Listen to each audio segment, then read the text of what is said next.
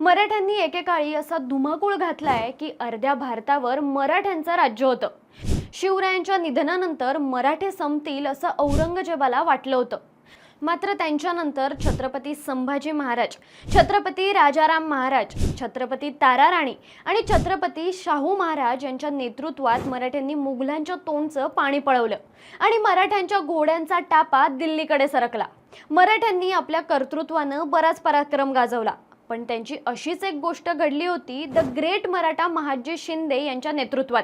असं म्हणतात ताजमहलला जगातलं 7वं आश्चर्य म्हणून ओळखलं जातं आणि त्याचं सौंदर्य तर केवळ अप्रतिम आहे। शुभ्र संगमरवर आणि वेगवेगळ्या रंगांच्या दगडांपासून बनवलेली ही भव्य इमारत एका प्रेमकथेसाठी उभारलेली अजोड रचना आहे। हे प्रेमाचं प्रतीक जगभरातील पर्यटकांना आणि वास्तुकलेच्या प्रेमींना आकर्षित करतं। आणि याच ताजमहलात रंगलेली एक गोष्ट म्हणजे मुघल साम्राज्याच्या दरबारी सत्तेशी संबंधित असलेल्या मुघल बादशहांची सत्ता ही संपूर्ण भारतभर पसरली होती।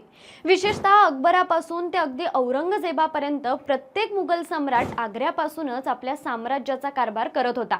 पण मराठ्यांनी या वास्तूला चक्क घोड्याची पागाच बनवून टाकलं होतं।